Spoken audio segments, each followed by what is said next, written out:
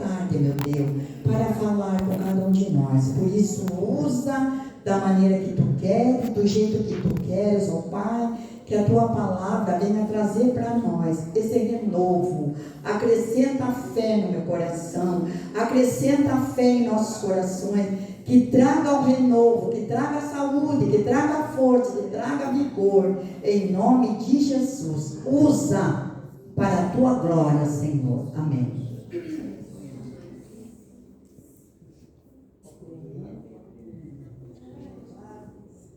Aleluia. Paz seja convosco, igreja. Amém, Jesus. Meu Deus. Deus seja louvado. Aleluia. Gostaria que os irmãos abrissem, antes de tudo, a Bíblia em Neemias, no capítulo 2. Gostaria de agradecer primeiramente a Deus por essa oportunidade, ao Josemar, ao irmão Josemar que me chamou. Quando eu estava lá na frente, irmãos, com os gêmeos se jogando no chão, chorando, berrando, eu só vi aquela risadinha vindo para mim. Falei, banote. Falei, é isso mesmo, e foi. Essa é a minha ovelha. Aleluia! Aleluia! Glória a Deus. Agradecer também a minha amiga, Camila. Deus maravilhoso. O amor, Helena, que veio aqui direto do serviço, a todos os irmãos que estão aqui. Neemias capítulo 2, vamos começar no versículo 5. E disse ao rei: se é do agrado do rei, se teu servo acha mercê em tua presença, peça-lhe que me envies ajudar.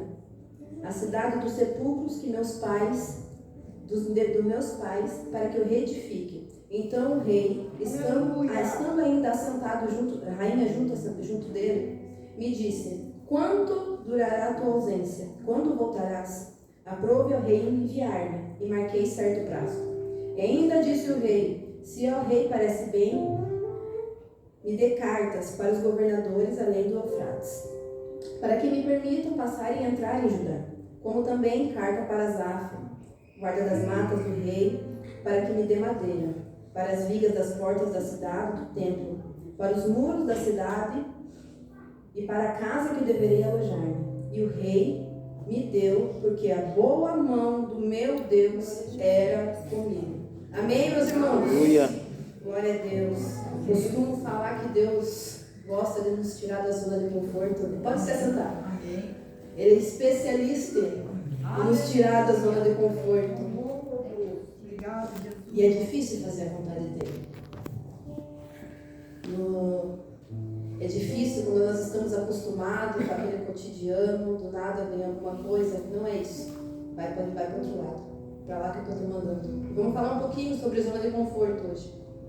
O livro de Neemias conta a história do próprio Neemias, que foi responsável por restaurar o muro de Jerusalém. E também um dos responsáveis por restaurar a vida espiritual do povo de Judá. Enquanto a época de Neemias era o pós-exílio, por volta de 440 a.C., e ele estava lá trabalhando, ele era copeiro do rei na época, e ele estava lá. Enquanto ele estava na cidade de Suzã, chegou a ele o irmão dele, Anani, com mais alguns de Judá, homens, mulheres ou apenas homens. E ele perguntou sobre a cidade e sobre o seu povo, como eles estavam, o que estava acontecendo, porque ele estava longe. Não é que nem hoje, que nós ligamos a TV, nós pegamos o celular e nós sabemos como nossos amigos estão. E ele perguntou, e a mãe falou que ele estava em grande miséria, grande vergonha, porque os muros estavam derrubados, as portas estavam queimadas. E assim Neemias sentou, se lamentou, chorou. Só que enquanto ele fez tudo isso, ele estava orando e estava jejuando. Ele não apenas ficou entristecido, ele ficou orando, ele ficou jejuando, ficou encontrando a Deus. E aqui é relatada uma das orações dele. E ele começa a orar E ele fala, estou aqui, meu Deus, e começa a glorificar o nome de Deus, muitas vezes que nem as orações que Jesus deixou de modelo para nós. A oração de Pai Nosso, se nós pegarmos ali, é mais ou menos o mesmo modelo. Ele começa engrandecendo o nome de Deus, depois ele confessa os pecados, e depois ele faz a petição dele. E ele orando, começou a orar, ele falou, estou orando aqui, meu Deus, dia e noite, estou orando continuamente, estou orando todos os dias, eu não cesso de orar pelo meu povo. Aqui nós vemos já um aspecto do caráter de Neemias. Neemias, ele não apenas recebeu aquela notícia e falou, pois é, que pena, ele realmente se entristeceu, ele realmente se compadeceu. E ele pegou a causa do povo dele. Quando ele começa a confessar os pecados, ele não diz os pecados daqueles, os nossos pecados. Nós transgredimos, nós erramos, eu e a casa do meu pai te abandonamos. Aleluia. E ele vai pegando, ele pega aquela petição, aquela causa para ele. E ele vai falando, Deus, lembra do teu povo, lembra das tuas leis, das tuas palavras ditas por Moisés. Maravilhoso, aleluia, Jesus. Se transgredirem, serás espalhados, mas se converter, eu vos ajudarei. E ele começou aquela petição, não que Deus tinha esquecido, mas ele precisava, Neemias mesmo precisava lembrar. Ele tinha certeza que Deus era para aquele povo. Ele sabia, ele fala, são o seu povo, ainda são os seus servos. Então olhe para nós. É uma oração linda. É uma oração tão sincera, uma oração que quebranta, se nós formos ver. Ele não aponta o dedo para ninguém. Quantas vezes vamos orar, Jesus, aquele, o outro, não, eu, nós. É um todo, é a unidade da igreja, é a unidade do corpo. Ele não olhava para o outro, é nós. Se um está machucado, todos estão machucados. Se um está quebrado, todos estão quebrados. Se um está triste, todos estão tristes. Se um está na miséria, todos estão na miséria. É um amor, o amor que um verdadeiro intercessor tem no coração dele. Ele dói, queima, vê a dor do outro, queima, arde, machuca, entristece. Aí, passado 4 meses, ele orando, ele jejuando, enquanto ele estava de serviço para o rei. Quando ele foi servir ao rei, o rei perguntou, por que está triste? Doente de doença não é, é tristeza no coração. E o rei perguntou, e olha, Neemias foi claro. Neemias podia dar alguma desculpa, podia desconversar, mas ele foi claro. Como que eu não estaria triste? Quantas vezes vem aqui o Espírito Santo, quando nós vamos nos ajoelhar, por que você está assim? Muitas vezes a gente até se esquece, a gente se ajoelha, até mesmo alguém sendo instruída por Deus em falar com a gente não quer se abrir, a gente não quer falar. E nós temos que ser claro quando nós nos direcionamos a Deus. Nós temos que falar tudo aquilo que está nos entristecendo, que está nos abatendo, que está nos tirando, que está nos angustiando. E ele foi claro. Ele falou tudo o que estava acontecendo na casa dos pais dele, no sepulcro dos pais dele. Ele falou tudo o que estava acontecendo com o povo dele. E o rei perguntou, em que eu posso te ajudar? Ele estava tendo ali acesso ao rei, o rei estava perguntando, o rei estava perguntando para ele, o que queres que eu te faça? O que quer que você... O rei está perguntando, o que queres que eu te faça? E ele falou, me envie, permita-me restaurar os muros. Permita-me reconstituir aquilo que foi quebrado. Permita-me fazer aquilo que Deus ministrou no meu coração. Rei, eu preciso da sua autorização. Eu não posso fazer sem nada sem a sua autorização. E ele pediu, ele foi claro com o rei, ele foi sincero. Ele sendo sincero, ele falando para o rei o liberou. Vai. E olha, o crente é tão ousado. O crente quando ele sabe que a bênção é completa. Porque além dele pedir para ir, ele pediu carta. Me dê cartas. Me dê cartas para ser liberado nas estradas, por onde eu passar nas cidades, nos reinos por onde eu vou passar, para entregar aos governadores. Me dê cartas para ter a provisão para a casa que eu vou ficar, provisão para a terra que eu vou ficar. E assim o rei concedeu. O rei concedeu cartas. Aleluia. Deus maravilhoso. Aleluia. O rei concedeu cartas. Quantas vezes? Qual é a carta que você está pedindo hoje, que você pede para o rei? Qual é a carta? Qual é a petição que você tem? Qual é a carta que o rei precisa te dar com o selo do rei para você falar, aqui está. Nenhum opositor pode vir a mim porque a carta está comigo.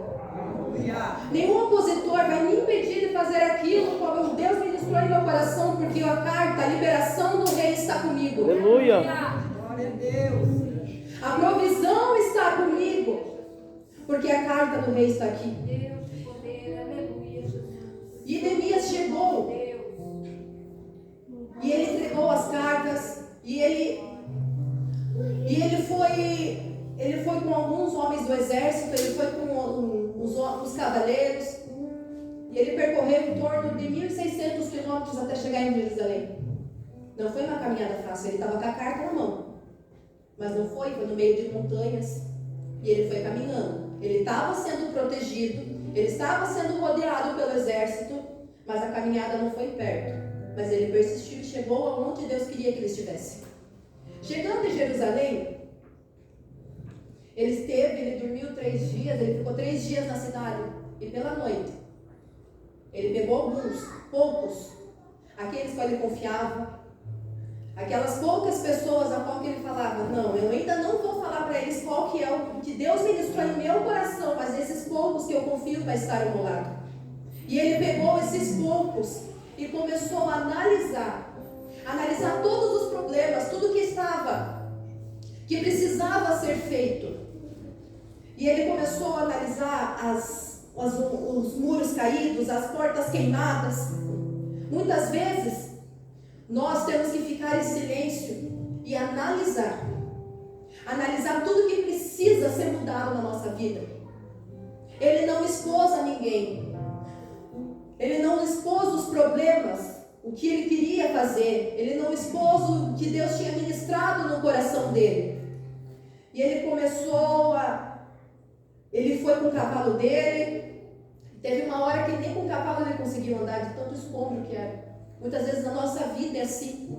Nós não conseguimos, nós temos que analisar, mas nós temos que tirar aquilo que impede de como estar a reconstrução da nossa vida. Aleluia. Nós temos que analisar e ver, esse pecado, esse vício, isso que nós achamos que não tem nada a ver, vai impedindo de nós criarmos o nosso muro de proteção. Amém, meu Deus. Lá em Juízes 10, quando eles se corromperam novamente à idolatria, eles ficaram 18 anos sendo oprimidos pelos filhos de Amon e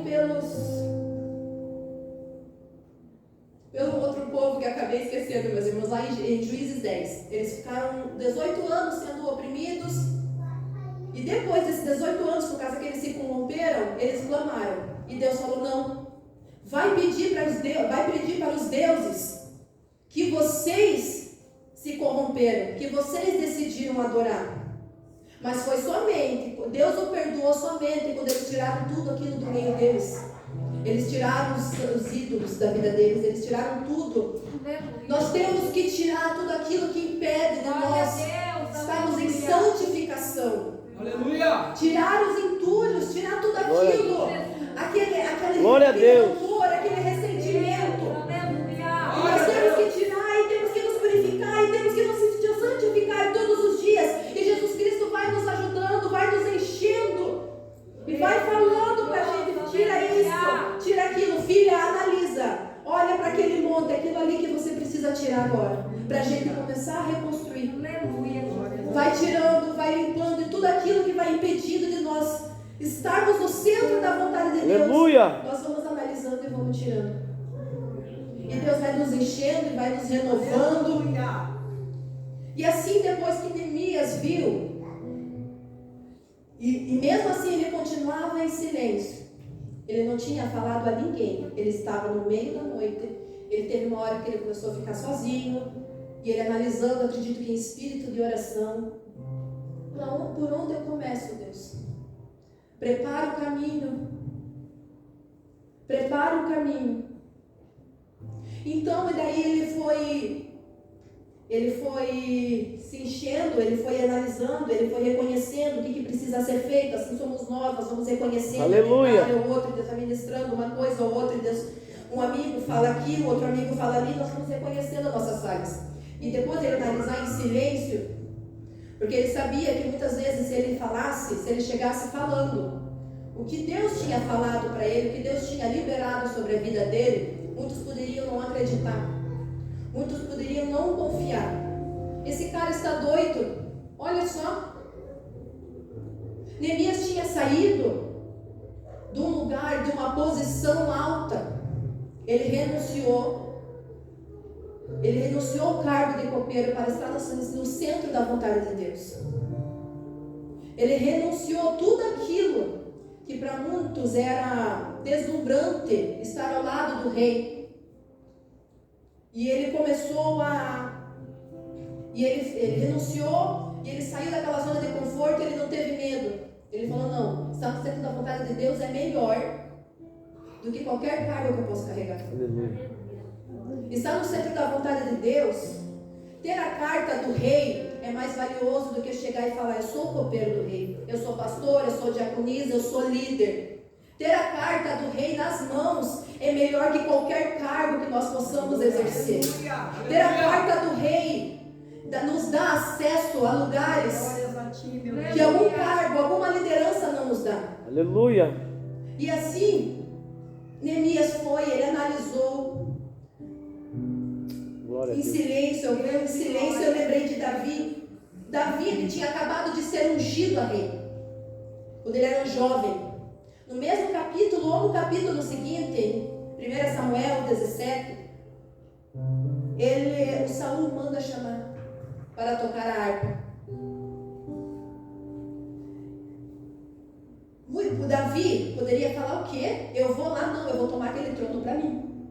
Foi isso que Deus colocou na minha vida, mas Davi ficou em silêncio. Ele ficou em silêncio porque aquilo poderia causar a morte dele, porque ele estava sendo exposto antes do tempo. Ele tinha que esperar o tempo de Deus se cumprir. Ele tinha que esperar a ordem de Deus se cumprir. Ele tinha a unção. Saul já havia sido reprovado por Deus. Deus já tinha se desligado de Saul. E mesmo assim, ele falou, não, ainda não é o tempo. Aleluia. Eu vou permanecer em silêncio.